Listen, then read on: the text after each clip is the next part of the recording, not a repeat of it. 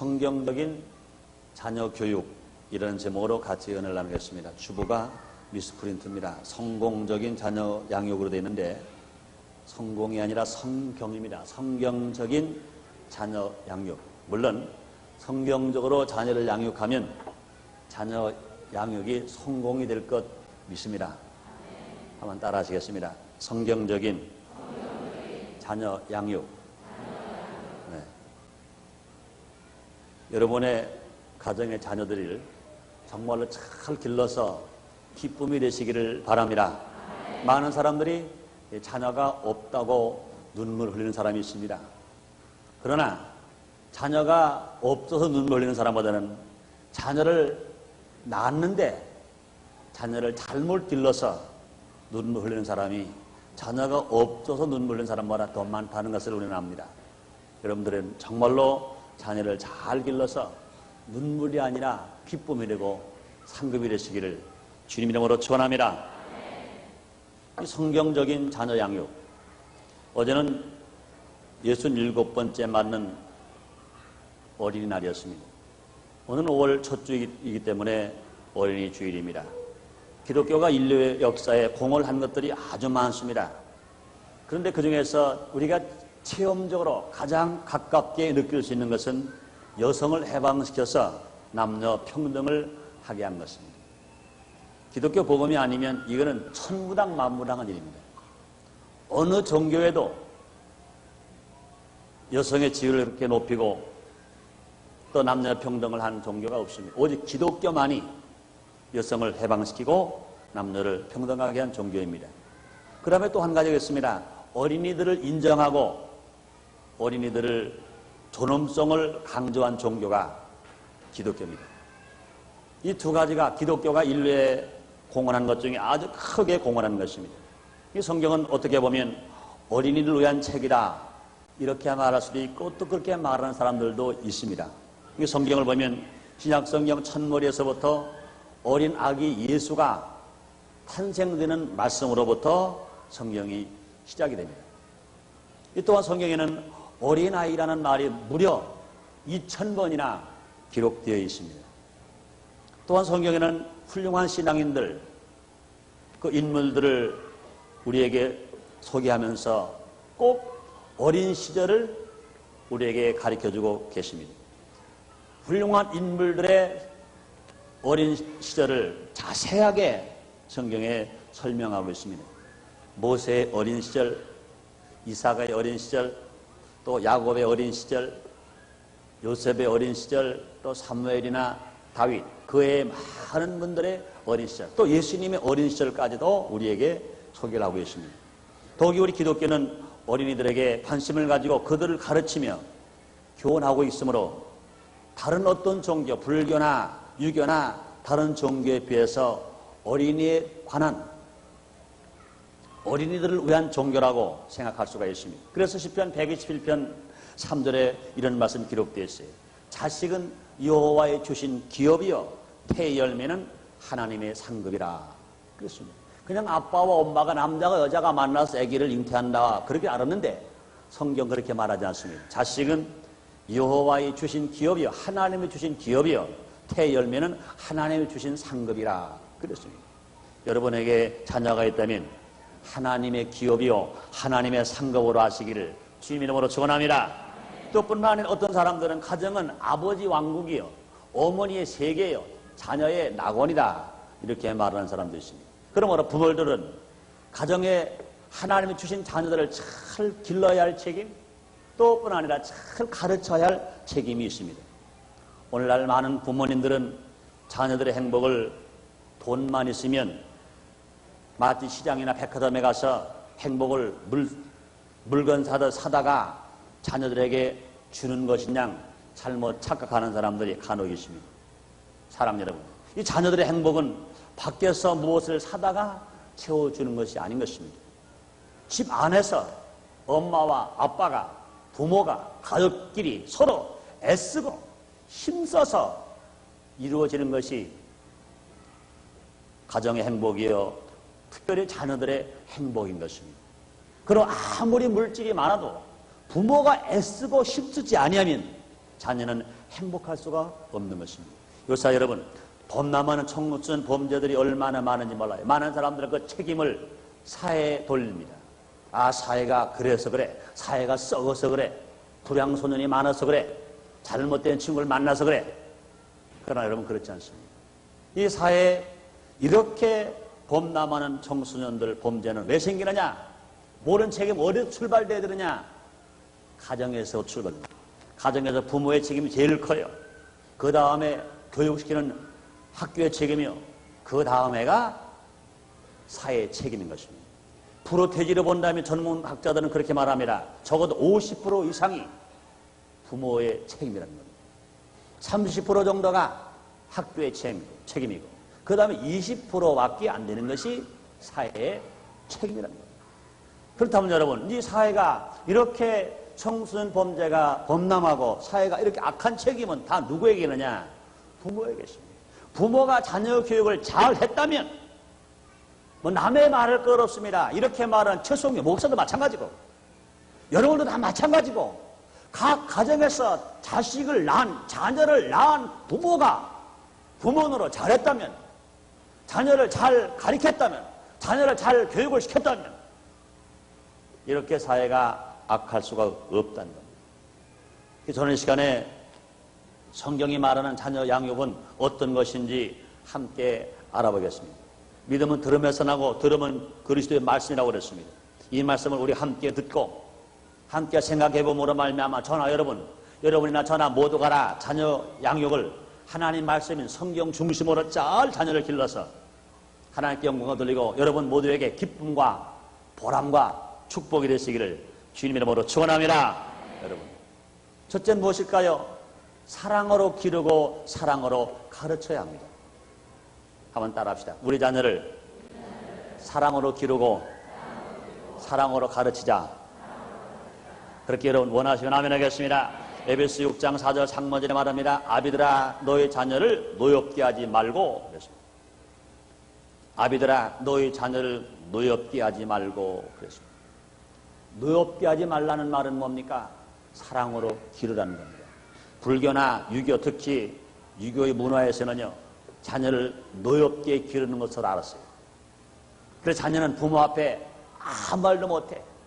부모가 하라는 대로 죽으라면 죽어야 됩니다. 그래서 자기가 낳은 자녀는 부모가 마음대로 해도 되는 것을 알았어요. 그래서 마음대로 때리고, 마음대로 욱박지르고, 자기가 신경질 나면 자식에게 몽땅 그 신경을 퍼붓고, 자기가 화는 화풀에 몽땅 자식에게 다 하고, 심지어는 그 자기가 낳은 자식을 종으로 팔아먹고.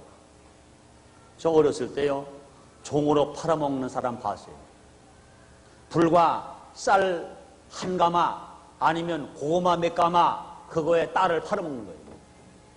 딸 어떻게든 좋아 팔아먹는 거예요. 불과 몇십 년 전입니다. 6.25 사변을 전후로 해서 저는 그걸 직접 봤어요. 그 팔려간 딸, 그 팔려간 집에서 어떻게 해도 할 말이 없어요. 여러분, 뿐만 아니라 부모는 자녀를 죽여도 남을 상관하지 못할 만큼 그런 사회가 있었었어요. 그러나 여러분, 성경의 가르침은 절대 그렇지 않습니다. 어린 자녀들도 어린 아이들도 어른과 똑같은 한 영혼, 똑같은 한 인격을 가진 인간으로 대우해 줘야 되는 것을 성경은 가르쳐주고 있습니다. 자녀가 어른들의 공유물이 아닙니다. 또 뿐만 아니라 어린아이들이 어른들의 놀이객감도 아닙니다. 그러므로 부모는 자녀들을 사랑으로 기르고 사랑으로 가르쳐야 되고 부모는 자녀를 인격적으로 대우해 줘야 될 것을 성경은 우리에게 말씀하고 있습니다. 어느 종교도 어린이를 이렇게 인격적으로 대하라 이런 종교가 없어. 오직 기독교만이 그런 것입니다. 그러므로 가정에서 자녀들이 부모의 사랑을 받지 못할 때 문제 어린애가 되는 것입니다. 비행 청소년 대부분이 누굽니까? 부모의 사랑을 받지 못한 데서 그 원인을 찾을 수가 있는 것입니다. 저는 어제요, 오전에 어느 텔레비전을 보다가 깜짝 놀랐어요. 그 제목이 여론의 광장이라는 프로에 한 번 실수하고 잘못된 범죄를 저질렀던 아이들을 이제 법원에서는 감옥에 넣지 않고 사회 어떤 시설에 수용을 해서 그들을 선도하자. 그래서 그들을 데려다가 기르는 저 수원 근교의 어떤 교회 목사님이 한 가정에서 한 5, 60명의 비행 청소년들을 데려다가 기릅니다. 제가 그 모습을 바라보면서 얼마나 저도 마음이 아프고 그런지 몰라요. 근데 거기 와서 보호받고 있는 어린 아이들이 제일 나이 적은 애가 14살입니다. 국민학교 2학년까지 다녔대. 또 제일 나이 많이 먹은 사람이 19살이더라고요. 그러니 국민학교 졸업 못한 아이, 중학교 졸업 못한 아이들, 그런데 부모가 없느냐? 부모가 다 한일같이 부모가 있어요. 그런데 자기 부모가 자기를 사랑 안 한다는 거예요. 자기 엄마가 먼저 돌아가시려는 자기 아버지가 새엄마를 얻어가지고 자기를 막 때린다는 거예요. 세상에. 자기 아내가 죽어서 세장가 들었으면 그 자기 아들을 불쌍히 봐야지. 그 자식을 왜 때립니까? 때린 얘기는 뭡니까? 자기가 세장가 들고 나서 자기 아들을 때린다는 얘기는 내 새 아내하고 내가 행복하게 살겠으니 너는 귀찮으니까 나가라는 얘기밖에 덜해요. 그게 나와버렸어요. 그러다가 이제는 그 잘못된 친구들 만나가지고 왜 잘못된 친구 왜 만났으니까 내 친구가 먹고 살라니까 만난 거예요. 그 속으로 들어간 겁니다. 범죄를 했어요. 잘못했어요. 그러고 이제는 법원에 감옥에 들어갔다가 나왔어요. 집에 가라. 집에 안 가겠대요. 자기 엄마가 있는데 집에 안 간대요. 아버지가 집에 안 간대요. 왜 안 가니 그랬더니 여기서 우리 목사님하고 우리 사모님하고 우리 선생님이 우리 엄마가 사랑하는 것 봐라. 우리 아버지가 나를 사랑해주고 더 많이 사랑해줘요. 나 집에 안 갈래요. 여기서 살기 고생스럽지 않냐? 괜찮아요. 그래도 우리 선생님이 나를 사랑해 주신다고요. 그러면서 자기 선생님이 가서 지 엄마 안기듯이 탁 안겨가지고 웃으면서 막 그런 모습을 봤어요. 여러분, 얼마나 저런 것을 보고 마음이 아팠는지 몰라요. 또 어떤 사람들은 부모가 자녀를 사랑하는 것이 물질의 기준을 두어서 사랑하려고 하는 사람들이 이거 잘못된 것입니다. 요새 부모들 중에는요, 좋은 집에 살고 좋은 옷 입히고 좋은 음식 먹이고 넉넉한 용돈만 주면 자녀를 사랑하는 것 아닌가, 이런 착각을 하는 사람들이 있습니다. 이렇게 하면 부모의 책임이나 끝난 것을 알고 있는 사람이 있습니다. 절대 그렇지 않습니다. 여러분, 자녀는 부모에게 먹고 입고 마시는 것 봐라. 더 중요한 게 뭐냐? 부모의 사랑받기를 원하는 것입니다. 부모의 사랑이 그리워요. 지금 배가 고픈 것이 아니라 사랑이 고파요. 옷이 안 입어 추운 게 아니라 사랑을 못 받아 추워요. 여러분, 그 사랑이 뭡니까? 관심인 것입니다. 그렇기 때문에 부모는 자녀에게 관심을 가져줘야 됩니다. 그 사이 부모들이 바쁘시다는 핑계로 자녀가 언제 학교에 가는지도 몰라요. 몇 시에 학교 갔다가 오는지도 몰라요. 어떤 친구를 만나는지도 몰라요. 성적이 올라가는지도 몰라요.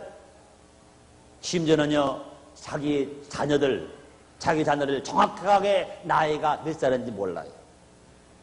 아마 모르면 몰라도 여기에도요, 자기 아들이 넷이면 넷, 셋이면 넷, 정확하게 몇 살, 생일이 언제 또박 아는 엄마는 다 아시겠지만 모르는 아빠가 좀 있을지 몰라요. 그런 분 계시면요, 생각해 봐야 됩니다. 내가 언제 그랬어요? 대화하는데 우리 성도입니다. 내가 그분 흉보는 거 아니라고요. 몇 남매입니까? 그랬더니 몇 남매라고 그래. 그래요. 큰아이가 몇 살이냐고 묻지 않고요, 몇 학년입니까? 그랬어요. 몇 학년입니까? 그랬더니 1학년인가 2학년인가 미안하니까 손을 들고 뒤통수를 만지면서 2학년인가 1학년인가 미안해요 목사님 그러더라고. 야단쳤어요. 그게 무슨 아파요. 그럼 안 되지 않냐고. 그랬더니 아무 소리 못하고 얼굴이 뻘개져 있더라고요. 여러분, 그건 좀 지나친 거예요. 아무리 우리가 출세도 명예도 돈 버는 거 다 바쁘지만 여러분, 자녀를 관심을 갖고 기르는 건 이 더 급합니다. 어떤 통계에 보니까 이런 말씀 기록됐어요. 자녀가 학교에 다녀와서 엄마 학교 다녀왔습니다 하고 인사를 하고 들어왔어요. 그럴 때 집에서 엄마가 잘 다녀왔구나 수고했어 하고 대답하는 엄마가 있으면 다른 거 다 필요 없어. 그 대답만 할 수 있는 엄마, 대답만 할 수 있는 부모가 집에서 그 대답만 할 수 있으면 그런 자녀 중에는 범죄한 자녀가 거의 없대. 거의 없답니다. 그런데 집에 와서 엄마 학교 다녀왔어? 대답이 아무 대답이 없어. 물론 아빠와 엄마가 먹을 것이 없어 돈 벌러 갔다 그것도 이해합니다. 그러나 분명 집에 있어야 할 엄마로 알았는데 엄마 학교 갔다 왔어? 그런 대답이 없어. 집을 나간 거예요. 엄마가 가출해버리고 마는 거예요. 어디 놀지 몰라요. 또 어떤 가정은요, 엄마 아빠가 집에 있어요. 그러나 불구하고 엄마 아빠가 막 뒤죽박죽 싸움을 나서 자식이 엄마 학교 갔다 왔어요. 그래도 집에 있으면서도 화가 났으니까 대답 안 하니. 그런 가정의 자녀가 거의가 다 문제가 돼버리고 만다는 겁니다. 여러분, 간단한 겁니다. 또 그뿐이 아닙니다. 사랑은 뭡니까? 대화인 것입니다. 부모는 자녀와 대화의 시간을 가져야 됩니다. 자녀들은 대화를 통해서 부모님의 인격과 사상을 배우게 되고 또한 부모님들을 이해하게 되는 것입니다. 혹시 부모가 자녀에게 잘 해주질 못했다 하더라도 물질이 없어서 가진 것이 없어서 정말로 헐벗게 만들고 배고프게 만들고 용돈도 제대로 못 주고 때로는 등록금도 제대로 못 줘서 고생을 하더라도 부모가 자녀에게 대화를 해줘서 이것을 이해시켜서 알려줬으면 오히려 자녀들은 부모를 이해하게 됩니다. 아, 우리 엄마가 우리 아빠가 이렇게 고생하시는구나. 그리고 그들은요, 못 먹어도 못 입어도 절대로 불평하지 않습니다. 그러나 잘 입히고 잘 먹이더라도 대화하지 않을 때 절대로 부모를 자녀는 이해하려고 하지 않습니다. 부모님들의 사랑은 자녀들을 얼마든지 변화시킬 수 있습니다. 사랑 여러분들이요, 하나님을 인간을 구원시킨 것도요, 하나님이 사랑으로 구원하게 하신 것이 요한복음 3장 16절에 말씀하십니다. 하나님이 세상을 이처럼 사랑하사 독생자를 주셨으니 이는 저를 믿는 자마다 멸망하지 않고 영생을 얻게 하시라 하심이라 그랬어요. 사랑 여러분, 우리 하나님께서 우리를 구원하실 때요, 호체로 때려서 구원했습니까? 매를 때려서 구원했습니까? 공갈 쳐서 구원했습니까? 아니에요. 하나님이 우리를 사랑하시는 것, 사랑으로 우리가 구원받아 하나님 자녀가 된 것인 것입니다. 마찬가지인 것입니다. 부모님들의 자녀가 문제를 생겼을 때 우리는 그것을 달리할 것이 아니라 하나님의 사랑을 받고 내가 구원받은 것처럼 부모가 사랑을 베푸는 거예요. 사랑은 허물 덮는다고 그랬어요. 사랑은 얼마든지 새 사람으로 새 인격으로 바꿔놓을 수가 있는 것입니다. 부모님들의 진정한 사랑을 받은 자녀는 세상을 밝게 살아갈 수 있어요. 세상을 긍정적으로 보면서 살아갈 수 있습니다. 어려움이 오더라도 참고 인내하면서 살아갈 수 있습니다. 또 사랑을 받은 자녀는요, 남을 사랑하면서 살아갈 수가 있는 것입니다. 여러분, 그렇기 때문에 어린 자녀들은 마치 뭐와 같으냐? 사랑으로 크는 작은 나무와 같아요. 그러므로 우리가 사랑을 많이 주면 그 나무가 우쭉우쭉 잘 자라요. 그러나 사랑을 조금 주면 조금 자라요. 사랑을 안 주고 미움을 주면 그 나무가 그저 삐뚤삐뚤하게 자라요. 마찬가지인 것입니다. 우리가 자녀들에게 사랑을 듬뿍 주면 그 자녀가 정말로 인격적으로 조금 흠이 없이 맑고 밝고 환하게 자랄 수 있어요. 그러나 사랑을 없이 미움을 준다든가 아니 무관심으로 그를 바라본다면 그들은요 절대로 정상적으로 살아갈 수가 없는 것입니다. 그러므로 사랑을 많이 주면 잘 자라고 사랑을 안 주면 안 자라는 것처럼 우리의 자녀들도 마찬가지인 것입니다. 그러므로 우리 부모들이 모두 알아 자녀를 사랑할 수 있는 사람이 되고 사랑한다면 분명히 관심을 가져줘야 되고 사랑한다면 분명히 대화하면서 그들을 이해하면서 살아가야 그들을 맑고 환하게 살아가서 그들이 이 세상에 나가 살아갈 동안에 이 사회를 분명히 밝은 사회로 만들고 정말로 밝은 사회뿐만 아니라 용기 있는 아름다운 사회로 만들어내 놓을 것인 것입니다. 그러므로 우리 부모님 우리들은 자녀를 어떻게 길러야 되느냐? 사랑으로 기르고 사랑으로 가르쳐야 될 줄 믿습니다. 그 다음에 두 번째로요, 주님의 말씀으로 양육해야 합니다. 에베소 6장 4절 하반절에 말합니다. 오직 주의 교양과 훈계로 양육하라 그랬습니다. 한번 따라 하시겠습니다. 오직 주의 교양과 훈계로 양육하라 그렇습니다. 오직 주의 교양과 훈계로 양육하라 그랬습니다. 다른 어떤 지식을 다 가르쳤다 하더라도 하나님이 주신 성경 말씀을 가르치지 않으면 안 된다는 말씀인 것입니다. 그러므로 부모들은요, 예수 믿고 공부하는 성도들은 특별히 자녀들을 성경 말씀을 자녀들에게 들려주고 자녀들에게 가르쳐 줘야 됩니다. 어머니 뱃속에 있을 때 아직도 아무것도 모르고 젖만 먹을 때는 듣든지 안 듣든지 자든지 깨어있든지 말씀을 읽어주고 들려주는 겁니다. 그럴 때 그는 알지 못하는 인격의 변화될 것입니다. 또 그들이 이제는 학교와 공부하기 전에 조금 무언가 가르치자면 들을 수 있을 때 벌써 3살 정도 되면 그들에게 성경 말씀을 가르쳐 줘야 될 것입니다. 이것은 내 말이 아닙니다. 이것은 하나님의 명령이신 것입니다. 신명기 6장 5절로 7절 상반절이 그렇게 말씀했어요. 너는 마음을 다하고 성품을 다하고 힘을 다하여 네 하나님 여호와를 사랑하라. 오늘날 내가 네게 명하는 이 말씀을 너는 마음에 새기고 네 자녀에게 부지런히 가르치라. 이 하나님 말씀을 가르치는데 그냥 가르치라고 그러지 않으셨어요. 부지런히 가르치라. 부지런히 가르치라. 또 잠언서 22장 6절 이런 말씀을 합니다. 마땅 행할 길을 아이에게 가르치라. 그리하면 늙어도 그것을 떠나지 아니하리라. 부모가 자녀에게 이 말씀을 가르치라는 것입니다. 그런데 우리가 이 성경 말씀 속에서 우리 꼭 부모가 자녀에게 가르칠 것이 있습니다. 첫째 뭡니까? 무엇보다도 예수 믿고 구원받게 해야 할 것인 것입니다. 사랑하는 여러분, 여러분의 가정의 자녀가 다 예수를 믿고 구원을 받았습니까? 세상 다 주었다 하더라도, 세상 보는 거 다 자손에게 주었다 하더라도 그 자녀를 구원시키지 못했다면 부모의 점수는 0.9입니다. 아무리 좋은 집을 유산으로 남겨줬다 하더라도 수십억 수백억의 재산을 다 남겨줬다 하더라도 그 자녀를 구원시키지 못한 부모라면 부모의 점수는 0점입니다. 이 세상은 잠깐입니다. 그러나 저 세상은 영원한 것입니다. 이 세상 부귀영화도 좋습니다. 그러나 저 세상에서 지옥에 안 가고 천국에 가서 영생 복락을 누리는 것은 더 좋은 것입니다. 그러므로 우리 자녀들을 구원시켜서 하나님 백성 되게 만들고 분명 언제가 끝나야 할 이 세상 끝나는 날 믿는 자 천국, 잊지 않은 자 지옥 한 것처럼 지옥에 안 가고 천당 가는 자녀로 만들기 위해서 부모님들이 먼저 구원받고 그들을 구원시키는 일에 최선을 다하고 말씀을 가르쳐야 될 것을 성경은 말씀하십니다. 우리 조금 구체적으로 생각해 볼까요? 뭘 가르쳐야 될까요? 구약에서는요, 자녀들에게 10계명을 지키도록 가르치라는 겁니다. 제1계명 하나님 앞에 다른 신을 두지 말라. 제2계명 우상을 만들고 절하지 말아라. 제3계명 하나님의 이름을 망령되이 부르지 말아라. 제4계명 주의를 거룩하게 지켜라. 제5계명 네 부모에게 효도하고 공경하라. 제6계명 살인하지 말라. 제7계명 간음하지 말라. 제8계명 도둑질하지 말라. 제9계명 너의 유익을 위하여 거짓 증거하지 말라. 제10번째 계명 내가 필요하다고 남의 것을 탐하고 욕심 부리지 말라. 부모님들은 이것을 자녀에게 가르치라는 겁니다.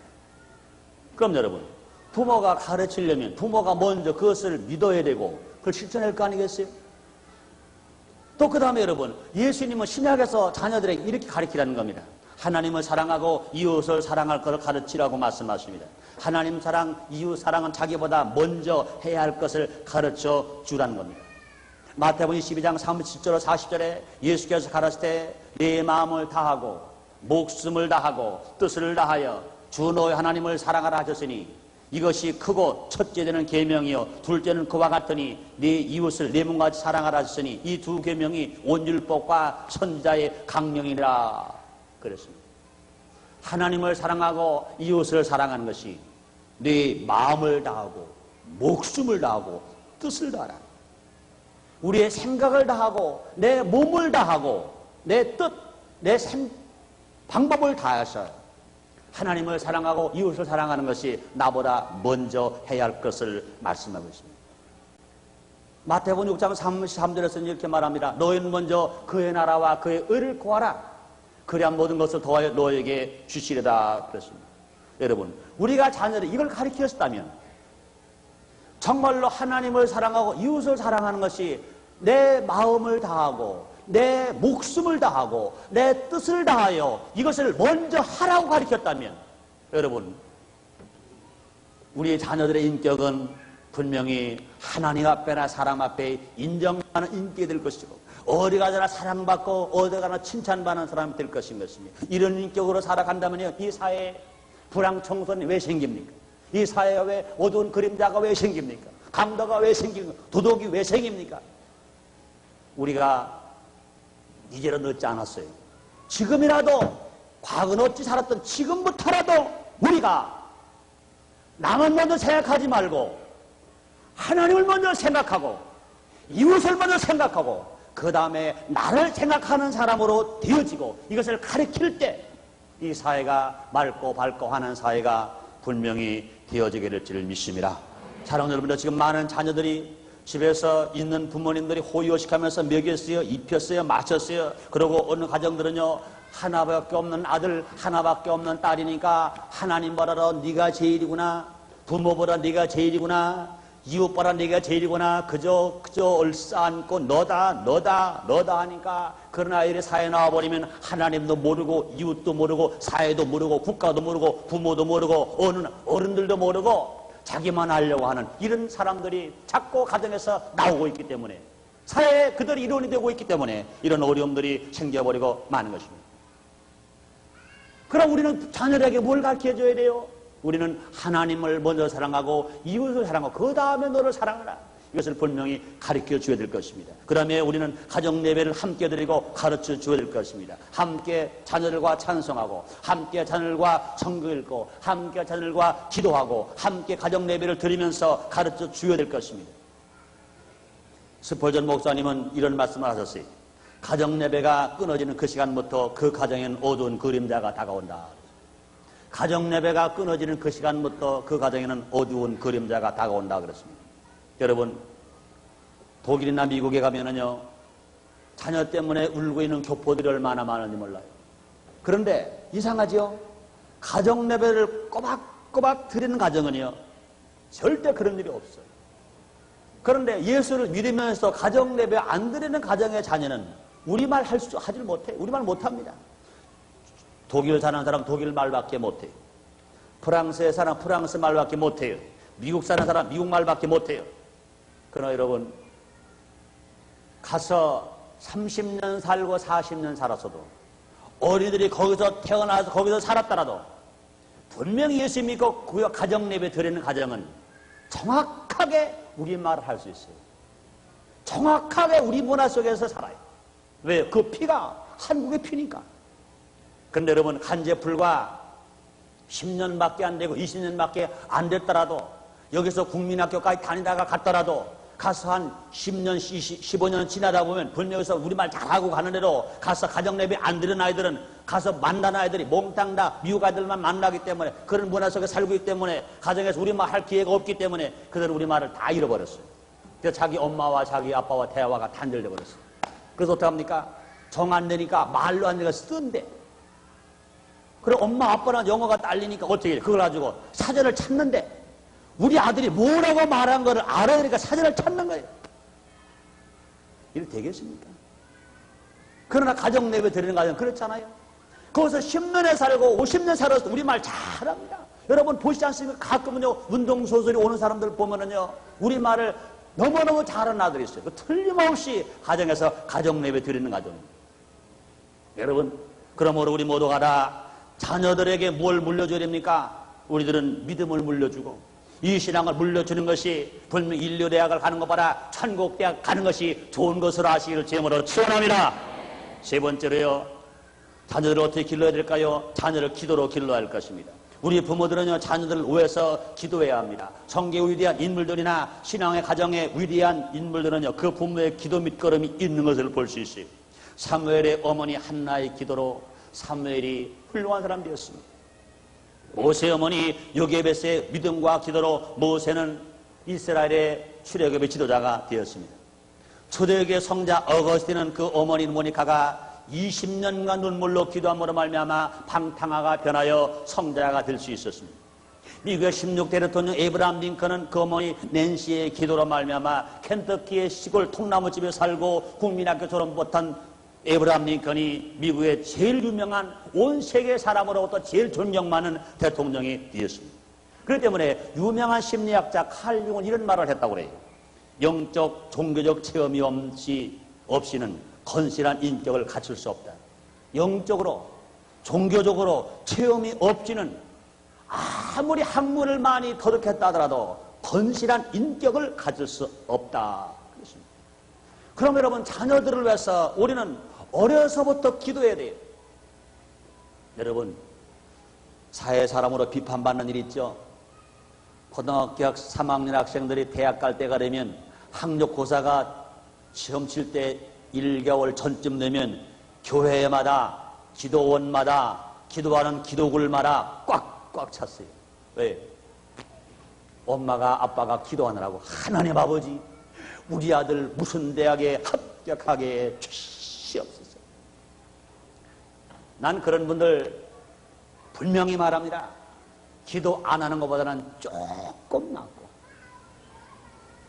조금 나아요. 왜? 자기 두려움 속에서 우유하는 데니까. 그러나 여러분, 그것은 조금밖에 안 난 거예요. 정말로 그 기도가 능력 있는 기도가 되고 100% 응답받는 기도가 되려면 언제부터요? 고3 때 닥쳐라도 기도하지 마시고 언제부터? 내 뱃속에 들었을 때부터, 태중했을 때부터 기도해야 돼요. 내가 데리고 품에 안고 젖 먹일 때부터 기도하는 거예요. 아장아장 걸어다닐 때부터 기도하는 겁니다. 그래서 그 기도로 먹고 살고 그 기도로 생활할 때 그 자녀는 성장하면서 정말로 주님이 기뻐하는 자녀가 되어서 지혜로운 자녀가 되어서 어디 내놔도 훌륭한 자녀로 주님이 키울 것 믿으시기를 주님으로 축원합니다. 그러므로 우리는 평상시에 기도를 많이 하는 우리가 되어야 될 것인 것입니다. 사랑하는 성도 여러분, 하나님 우리보다 지혜로우십니다. 하나님은 여러분의 모든 것을 섭리하십니다. 그러므로 우리가 할 일 뭡니까? 하나님께 맡기고 의지하는 부모가 되어서 하나님께 기도할 때, 기도로 자녀를 기도할 때 그 자녀가 훌륭한 자녀가 되어서 어디 가서나 앞에 서고 어디 가서나 머리가 되고 하나님 앞에 사랑받고 사람에게 인정받는 자녀가 되어서 어떤 역경과 고난이 다가오더라도 절대로 포기하지 않고 그것을 받아들이고 결국은 이기는 자녀가 된다고 믿으시길 점으로 축원합니다. 네 번째 마지막으로요, 자녀를 연단시키는 교육도 시켜야 합니다. 자녀를 연단시키는 교육. 지금 사회에 너무나 많은 부모님들이요, 자기 자신이 고생했으니까 이놈의 자식만은 내가 고생 안 시켜야겠다 그래가지고 금이냐 옥이냐 온실에 넣어놓고 감기 들을세라, 곧불 들을세라, 배탈 날세라, 어떻게 될세라 큰일이라가지고 키웁니다. 그래가지고 내놓으면 그놈이 나가서 사회를 적응합니까? 적응 못해요. 그렇기 때문에 주님은 그렇게 기르라고 말하지 아니하십니다. 잠언 3장 12절에 이런 말씀합니다. 내 아들아, 여호와의 징계를 경히 여기지 말라. 그 꾸지람을 싫어하지 말라. 대저 여호와께서 그 사랑하는 자에게 징계하시기를 마치 아비가 그 기뻐한 아들을 징계함과 같이 하시느니라. 마치 아비가 싫어하는 아들이 아닙니다. 그 기뻐하는 아들을 징계하신 것 같이 하시느니라. 이렇게 말씀했습니다. 여기서 징계는 뭘 말합니까? 연단인 것입니다. 그러므로 기독교는 사람을 연단시키는 종교이기도 한 것입니다. 기독교는 사람을 연단시키는 종교. 여러분 예수를 잘 믿는데 시험이 왔습니다. 여러분 그것을 낙심하지 마세요. 여러분 연단시켜서 금처럼 은처럼 보석처럼 빛나는 사람으로 이 세상에 나가서 누구와 적응해도 이기는 사람으로 키우시려고 주님이 연단시킨다고 믿으시기를 바랍니다. 요사의 어린이들은요, 물질적 생활이나 여건이 풍족해지고 외적인 환경이 과거보다 좋아졌지만 정신적인 연단을 받지 않아서 정신적인 연약함을 가지고 있습니다. 어려움이 오면 적응을 못해요. 그래서 인내도 못해요. 남을 용납하지도 못해요. 또 그런 사람들은요, 감사할 줄도 몰라요. 그렇기 때문에 큰 위기가 다가오면 쉽게 생명을 포기해요. 뿐만 아니라 자기를 자해해요. 약을 먹어요. 심지어는 자살까지 해요. 왜 그렇습니까? 자녀들을 좀 어렸을 때부터 연단을 시켰어야 돼요. 먹을 걸 많이 있는데 불구하고 금식도 시키는 겁니다. 집에 용돈 줄 게 많이 있는데 불구하고 용돈 좀 안 주고 야 가서 벌어봐라 내 보내는 겁니다. 여행도요, 여행비 안 주고 어디 갔다 올 정도 뭐 정말로 기본적인 것 중에 조금만 주고 다녀와라. 고생시키는 겁니다. 연단을 시켜야 돼요. 자식을 사랑하니까. 여러분 그렇지 않습니까? 동물의 왕자 사자는 그 새끼를 연단시켜서 길러요. 세중의 왕자 독수리는 그 새끼를 연단시켜서 길러요. 그럼 여러분들이요, 잠언서 29장 15절에 말합니다. 채찍과 꾸지람이 지혜를 주거늘 임의로 하게 버려두면 그 자식은 어미를 욕되게 하느니라 그랬습니다. 이 말씀은 무슨 말씀입니까? 자녀를 제 마음대로 내버려 두지 말라는 말씀인 것입니다. 사랑으로서 채찍질을 가지고 꾸지람할 때 그것이 지혜자가 되어서 장차 커서 어미를 욕되게 하지 않는다는 말씀이신 것입니다. 잠언서 29장 17절에서도요, 내 자식을 징계하라. 그러면 그가 너를 평안하게 하겠고 또 내 마음에 기쁨을 주리라 그랬습니다. 자식을 연단하라는 겁니다. 그래야 그 자식이 부모에게 기쁨을 준다는 겁니다. 여러분, 군인을 훈련 안 시키고 전투장에 보내는 거 보았습니까? 훈련을 아무리 바빠서 정말로 전투장에 군인이 부족하더라도 훈련을 시켜서 그 다음에 전투장에 내보내는 것입니다. 사랑 여러분, 우리 모두가 다 정말로 자녀를 연단시킬 수 있는 사람이 됩니다. 기독교 역사상 가장 큰 영향을 끼친 인물들은 모두가 다 하나님 앞에나 아니면 부모에게 연단을 받은 사람들인 것입니다. 아브라함도 하나님께 연단을 받았어요. 이삭은 아브라함에게 연단을 받았습니다. 야곱도 연단을 받았어요. 요셉도 13년간이나 모세도 40년간이나 예수님도 이 땅에 오셔서 죽으실 때까지 연단을 받으셨어요. 바울은요, 아라비아 광에서 3년 동안 연단을 받고 그 다음에 하나님이 주신 사명을 감당하면서 일할 수가 있었던 것입니다. 그러므로 사랑 여러분들이요, 우리들의 자녀들은 하나씩 기업인 겁니다. 상급입니다.